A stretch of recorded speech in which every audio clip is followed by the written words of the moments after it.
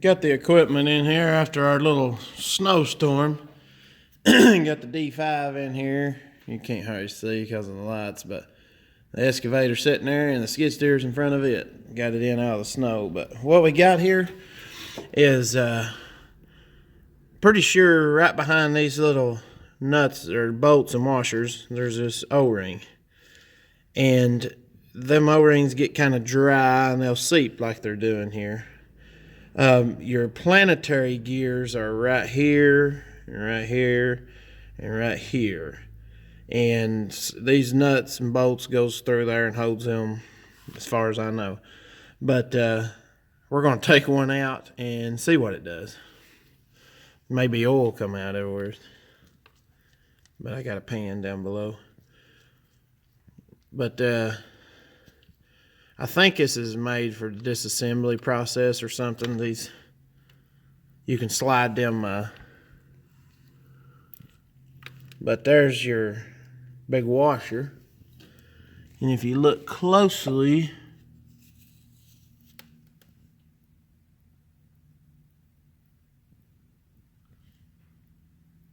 there's like an O-ring or something in there.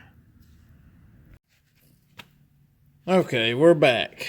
After a call to Caterpillar and trying to understand this process, apparently on the parts breakdown, I guess on the bigger dozers, it shows an O-ring here on this washer, this cap, like they'd be an O-ring groove. And I actually have some O-rings.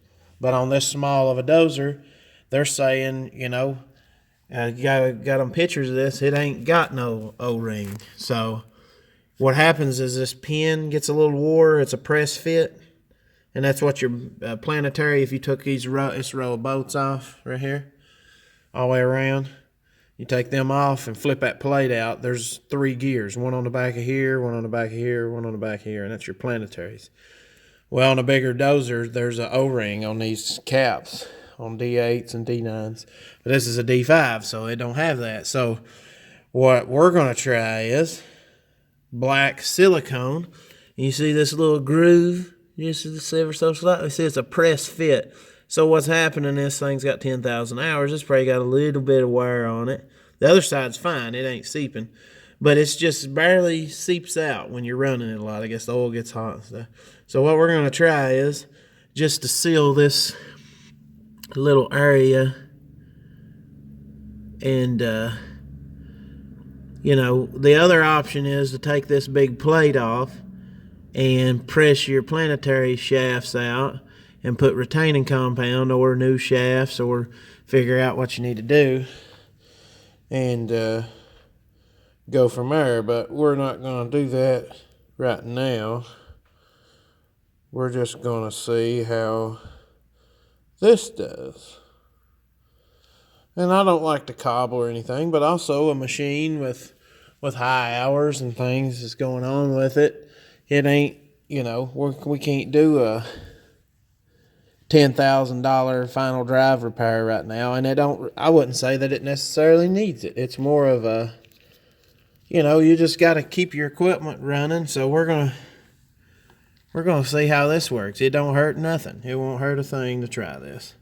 So what I like to do is, I don't know, you guys can comment down below what you guys think, but I'm just tightening it until it touches, and then I don't want to squeeze all the silicone out. And I just, what I like to do is tighten it till it starts to squeeze out a little bit and let it dry. So I've got all of them kind of finger tight right there. They're real close to being all the way against it. And we'll let some of that silicone set up. Almost like making a little bit of a rubber seal. But when you own equipment like this, you have to make decisions all the time. You know, is this something that needs repaired? Can it do without? Is it gonna, you know, cause more damage? Is it gonna, you know, what's it gonna do to the machine? If I can run it another 500 or 1,000 hours by just doing this little bit of silicone, and I'm not losing my final drive oil. It holds a little over a gallon final drive oil. But if I can do that, a machine like this can cost a lot of money. That's why they're cheaper. This machine was cheaper than buying a low track D5K, with the same amount of hours on it, because they're harder to haul and they weigh a lot more and stuff, but they're also more expensive to work on. So what you have to make decisions is, this is kind of a machine. It only moves every once in a while to do a bigger project. I don't haul it all over the place all the time. So what I do with this machine is, right now it needs a bearing in the blade. When you replace the bearing in the blade, you got to cut the whole race out, and it's a self-aligning bearing that you replace. It's an update. So I don't mind running it with that bearing loose in it, because it's not going to need line board or anything. The whole thing's getting replaced. Once this dozer makes me some money and it can pay for its own repairs and make its payment and pay for the truck that hauls it, I don't mind putting some good money in it and keeping it running well. But right now it runs really good. It's been serviced recently. I'm putting a floor mat in it today. I need to put a couple of lights on the back. It got broke off before I bought it. And this is just a little seeping leak on the final drive. This silicone may fix it. It may last 5 years, but it ain't going to hurt nothing to try it. So we're going to try that. I've got a hoist cylinder leaking just barely. You don't have to add any oil really. Every couple, 3 jobs, seem like every 50 hours or something, you got to add a little bit of hydraulic oil. And that's not a big deal either.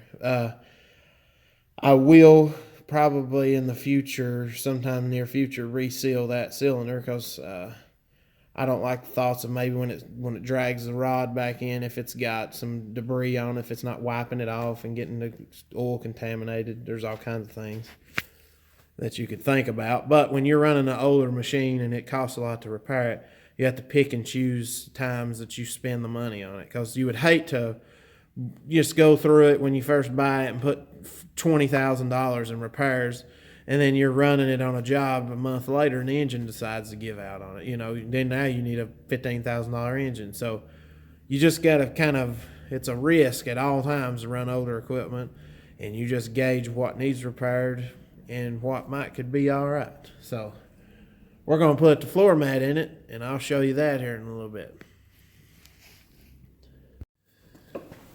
Here's the new floor mat, all nice and pretty. And here's the old one. Not horrible, but it had, stuff missing here. This is missing. Just wore and saturated with dust and stuff. Quite a big section was missing right here, this whole section. But the whole point of this is, if you look up in here, the dirtier that is, if you look right here, there is a cabin air filter, and there's one on the other side of that little lever tower where all your levers are. So the more dirt and dust and stuff you get in this floor and beat up with your feet and stir it up, you're sucking it right into your air filters and stuff. Plus, it just kind of stirs it around and the whole cab stays dirty. So, me and Dad was talking, and he's like, if you'll get a good floor mat as I'm running it, or if you're running it, we'll try to keep it cleaned out and do a little better with it. But that right there is going to go in there. Yeah, look at that. Keep the dust down. Have to keep our feet cleaned up. Got us a good floor mat now. Went in good. These edges, they go up underneath these little angle arm pieces on each side. It worked out good. Had to clean a little dirt out from under them, but ready to roll. Here's another one of those instances. Do you replace it? No leaking. Cylinder doesn't leak. But somehow the wiper seal, either someone didn't peg it in or they damaged it a little putting it in, and it left it loose, whatever. It could be a tight spot on the rod, but as it came out, it pulled it with it. So we're going to see if we can't repair this. As one of my favorite YouTubers said, Andrew Camerata, if it ain't broke, don't fix it. Well, the cylinder ain't leaking, so to really fix that, put a new one on it, you have to take the entire cylinder apart. So, no leaking. This wiper seal keeps it clean as the rod slides back in. It's still got, it's hard to move it on that, so it's good and it's wiping good. So we're going to try to slide it back, and we're going to use some of this stuff. I wouldn't recommend using this unless you need to hold something in place. But general purpose augments press fit. And what that means is it's kind of like almost a Loctite type stuff. Well, it's made by Loctite, but it kind of, you just barely rub it on the outside of that seal right there, that's metal, and tap it in there, and it'll hold it. After it dries a little, it should hold it pretty good. So we're going to try that and see if it works. As I suspected, someone had boogered it up a little bit, but we got her in there. And I think basically that's what that retaining compound is made for. When you've got a little bit of a, I mean, who wants to spend $800 buying a new head to hold that seal if you can put 3 drops of this or 4 and wipe it around it a little bit, and when it loses oxygen or whatever you want to call it, when you press it in, I still had to peck it in with a hammer and a driver, but it went pretty easily. So we'll see how that works out, and I'm going to back this machine out and see if we can get started on this excavator. I won't let it's okay to pick the blade up because that's pushing in on it, but when I back it out, I'm going to probably put something under the blade because it'll probably leak off, and just let it set up in the air for a while until that stuff sets up. Alright guys, welcome back. We are working on a 305 E2 now, doing the 500 hour PM, which is final drive oil change and sample each side. It comes with oil sample bottles. This is to keep your warranty up. Air filter, primary, secondary, engine oil, cabin air filter. You got to pull a sample on the engine oil also. You have to pull a sample of the coolant and a sample of the hydraulic oil, but you don't have to change them, you just sample them. So you take the little sample bottles that they provide and you put a sample of the coolant and put a sample of your hydraulic oil. It don't take but a few ounces of oil, so it's not like a big deal. The only thing, this is a customer value agreement, so they send me my stuff for my machine. If you'll notice, here's the fuel filter I got, and here's the other filter I got. And I'm not sure what those go on. I'm guessing, you know, a smaller 303 or 302. But if you'll notice, here's my fuel filter. It's an Element, and there's the part number right there. And, you know, there's not one of these anywhere else. I looked in the book. There's not one like a filter up there at the engine or nothing. Everything's right here, and for some reason it's got that. Not sure what that is. But if you look at my fuel system, that right there, that's not this. I mean, this is way bigger. That's showing the only fuel filter on a 305. There might be, no, that's the fuel water separator. From what I can tell, that's the only one I've seen. You look in the engine compartment, there's the engine oil filter.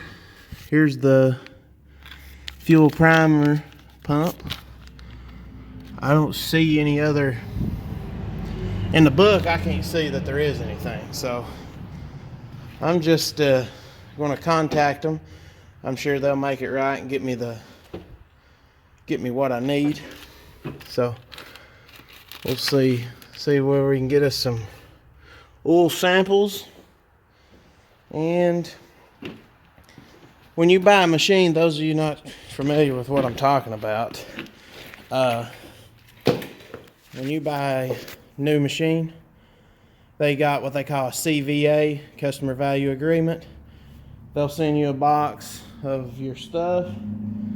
All you got to do is buy fluids.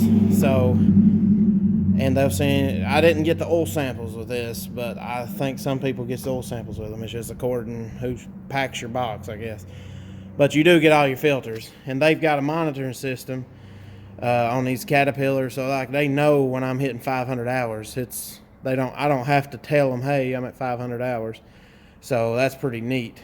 And you know, there's always seemed like a little hiccup, but the air filters is right, the engine oil filter's right, the cabin air filter, they all got the same cab as far as on these minis, like the 303.5, the 305, 305.5. So it's probably right. I ain't checked it yet, but all we're missing is fuel filters. So I'll make a call and get that corrected, and I can change them. You know, I can still change the engine oil and pull all my samples and stuff, and I'll just change.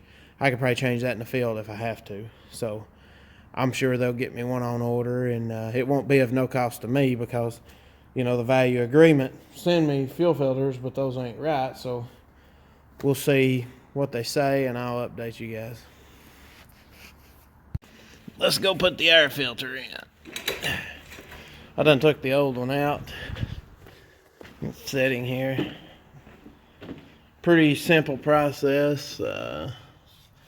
You've got a little tab on here. Right there. That little pointer, that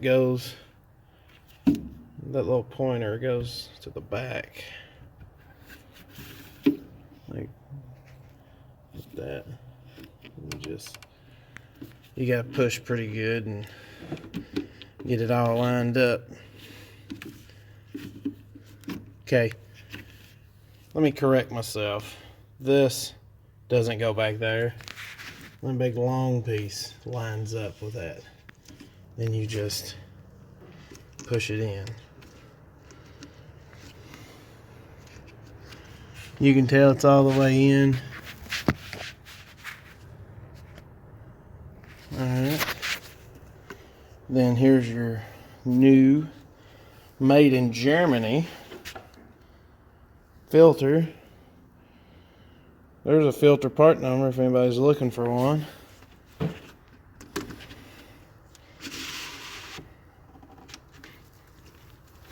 Got it on there. And here's the old one. Let's see how dirty it was. Let's see what it does. Might could have been cleaned out, but got a new filter. Let's just put it on it.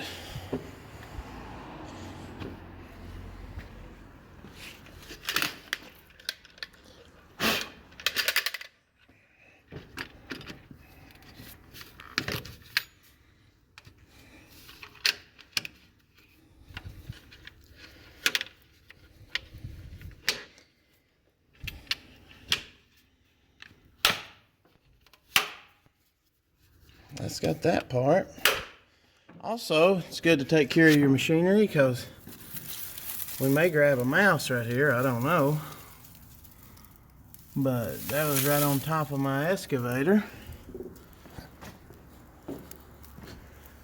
Appears to be the beginnings of a mousie's nest.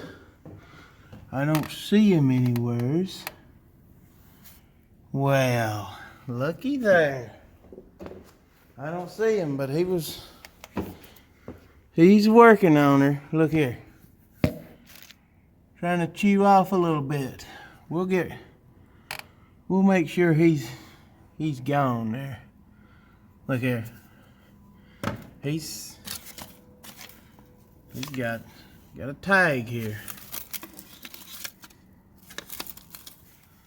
I think he's already gone. We've scared him off, but you know, leaving your machine sitting on job sites and beside little creek banks and rivers and even in this shop. I've seen mice in this shop, so I'm not gonna act like it ain't. is just sitting somewhere and got it. Probably got it in my own shop, so it's always good to take care of your equipment and look it over, even if it ain't time for maintenance, you know. Sometimes just raising the hood and checking it out. Like on this, that mouse could have cost me some money. Hopefully, he's gone. We're gonna clean his house up. Tell him to stay out.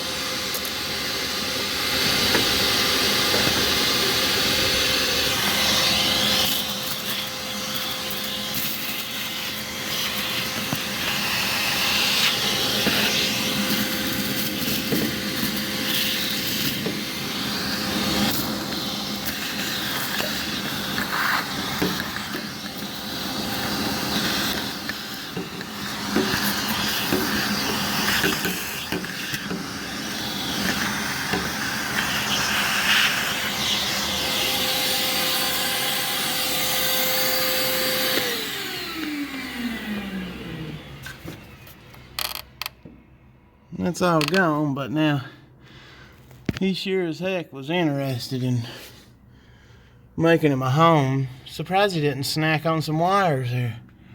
I'm not seeing any where he bit on anything. Let me get my finger out of the way. You gotta watch, man. But that's all right. It's just how it is, I guess. You gotta be careful.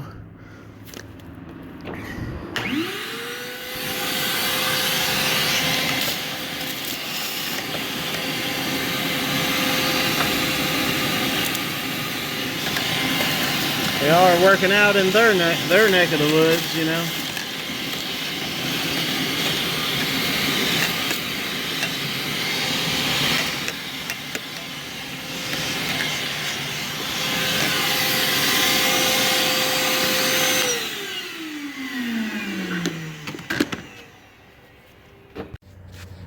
Here we are changing the engine oil. I wouldn't say it's completely unhandy, but this one here you can get to with an impact. That one you couldn't get to because you couldn't get the impact on it. So not a big deal. They're slotted, and you take three bolts out here and slide it around.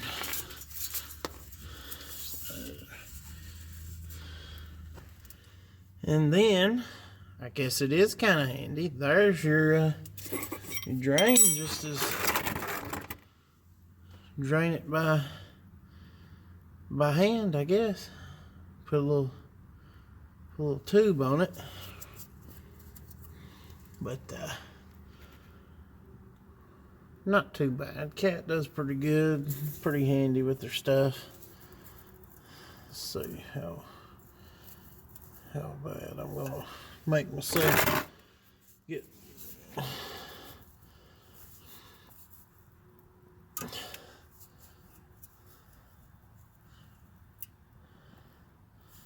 You lift up on that tab and ease it.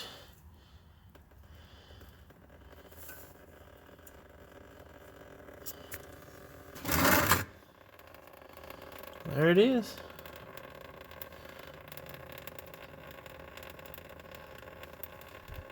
And then the oil filter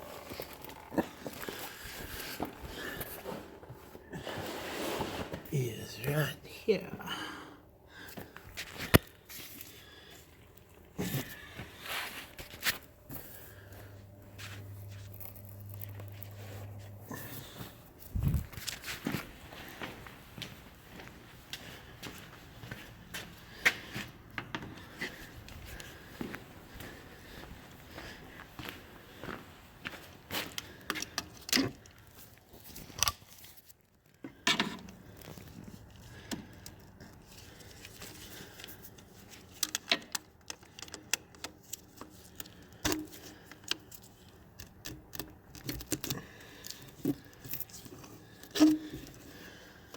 One thing I can say about Caterpillar that's a little different than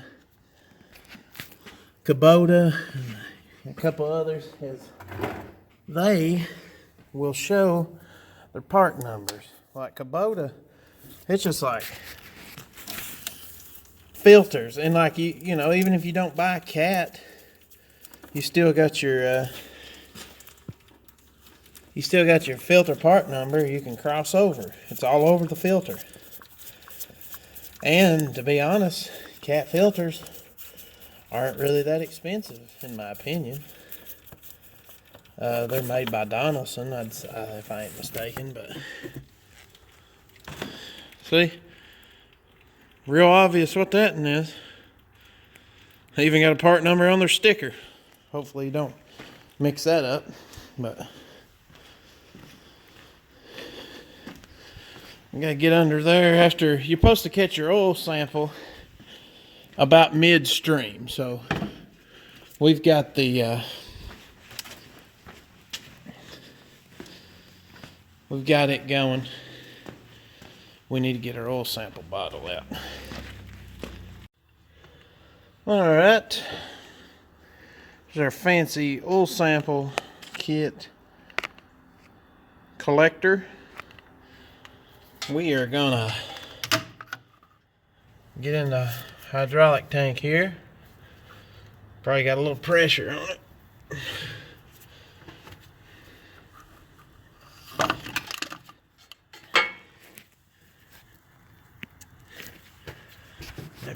Maybe a lot of pressure on it.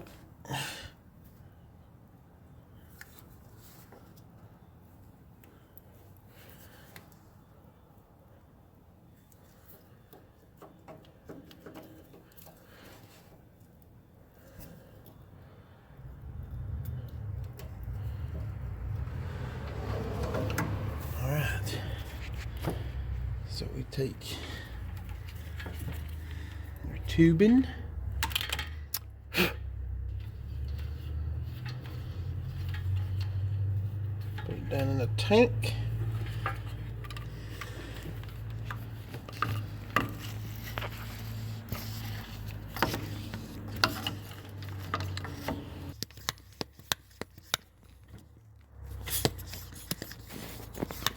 They say you gotta get it up to that middle line or something. I always put it to the top. That's just what I do. Fill the bottle up, then they ain't got no excuse.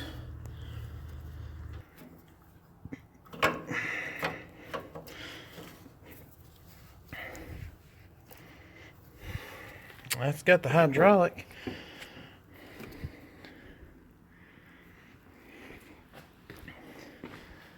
Come over here, got your package.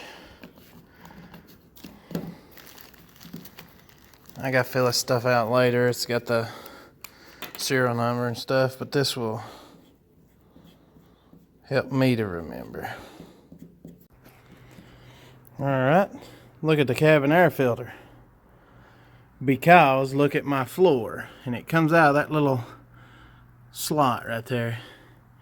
And look at my floor. I'm going to have to do a better job at keeping this one clean. But even though I vacuum it out and stuff, you get in and out. But there's the cabin air filter. It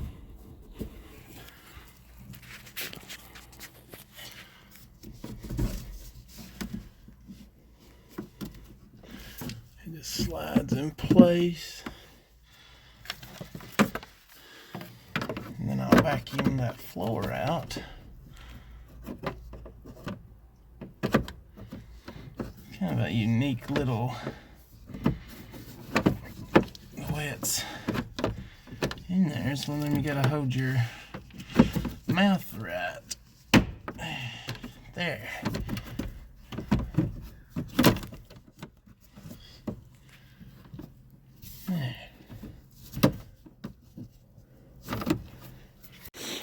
Looks a lot better after the shop vac.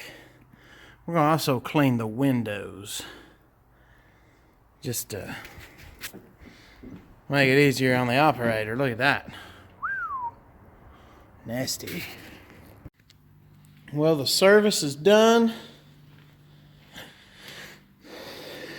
All except this filter. They gave me the wrong one. But there is a tiny filter right here that I changed. Air filter. Oil sample of the hydraulics. Final drive change, oil sample. Other final drive change, oil sample. Cleaned the windows.